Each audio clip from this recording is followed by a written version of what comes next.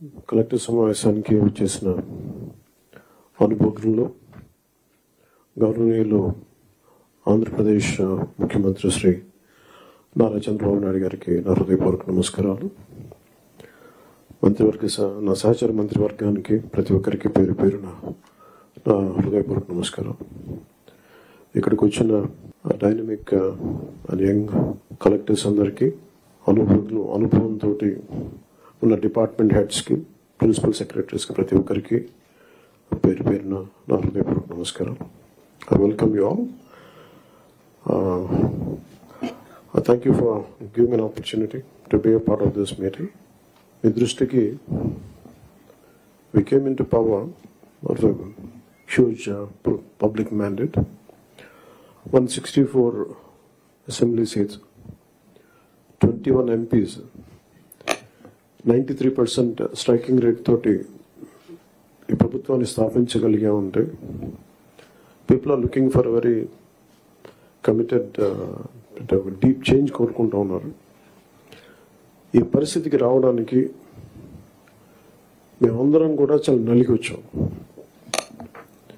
వ్యక్తిగతంగా మా మీద దాడులు కానీ, తిట్లు కానీ, ఇంక్లూడింగ్ గత ప్రభుత్వం నుంచి మాకు థ్రెట్స్ కానీ, ఇంక్లూడింగ్ కుటుంబ సభ్యుల మీద దాడులు కానీ, ఇవన్నీ అనుభవించి వచ్చామంటే, ఇంత భరించి మేము ఎందుకు వచ్చామంటే వ్యవస్థల్ని బతికించాలనే చెప్పు. గత ప్రభుత్వం కళ్ళ ముందే మీలాగా చదువుకొని సివిల్ సర్వీసెస్లోకి వచ్చి మీరు ఎంత కష్టపడి ఐఏఎస్లు చదివి ఉండాలో, ఎంత పోటీ పడి, లక్షలాది మంది పోటీ పడితే a handful of collectors would come out and emerge out. అలాంటి ఒక ఇమినెంట్ వ్యవస్థని, బలోపేతమైన వ్యవస్థని గత ప్రభుత్వం దాన్ని ఒక ఆటబొమ్మలా చేయడం మా అందరికీ చాలా బాధ కలిగించింది. మేమందరం కూడా దేనికి బయటకు వచ్చామంటే ఈ వ్యవస్థని బలోపేతం చేయాలి, వ్యవస్థని బలహీనం చేస్తారని చెప్పి at the cost of life దెబ్బలు తిని, ఒకవేళ మేము రాకపోయినా కానీ ప్రజాక్షేత్రంలో నిలబడి ఈ వ్యవస్థని బలోపేతం చేయాలని ఉద్దేశంతో ఇక్కడికి వచ్చాం. But God's grace and people's commitment, they save the democracy, they brought us into power.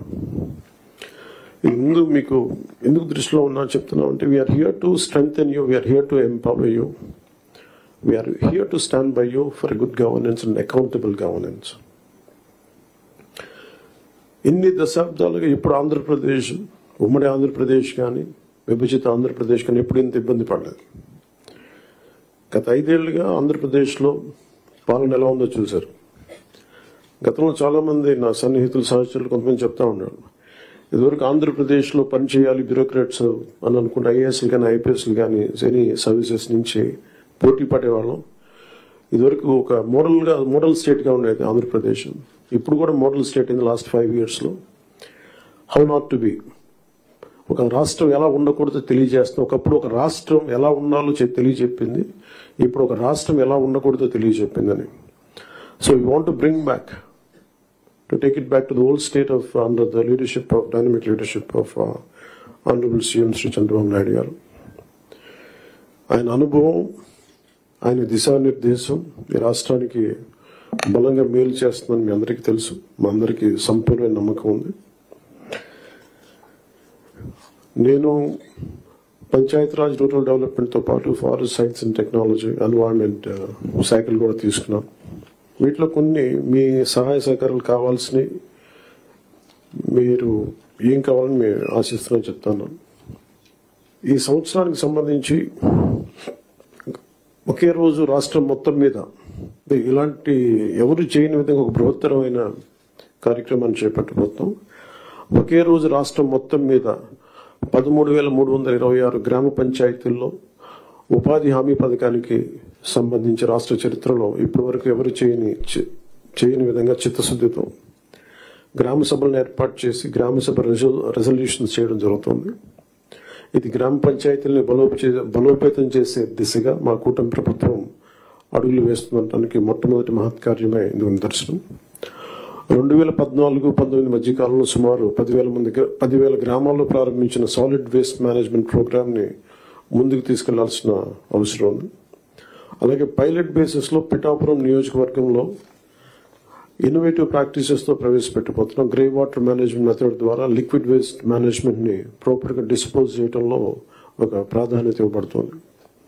Swachh Bharat machine మరియు ఇతర కార్యక్రమాల కింద నిర్మించిన ఇండివిజువల్ హౌస్ హోల్డ్ టాయిలెట్స్ ని ODF ప్లస్ చొరవ కింద మెయింటైన్ చేయబడతాయి. అలాగే హౌస్ హోల్డ్ లెవెల్లో సేఫ్ డ్రింకింగ్ వాటర్ అందించడానికి మేము JGM జల్ జీవన్ మిషన్ కింద ఆగస్టు 15, 2024 నాటికి పల్స్ సర్వే నిర్వహిస్తున్నాం. ఈ సంవత్సరం గ్రామ పంచాయతీల్లో 5,40,000 functional house hold tap connections అందించాలి. 5,40,00,000 functional house hold tap connections ని అందించాలని లక్ష్యంగా పెట్టుకున్నాం.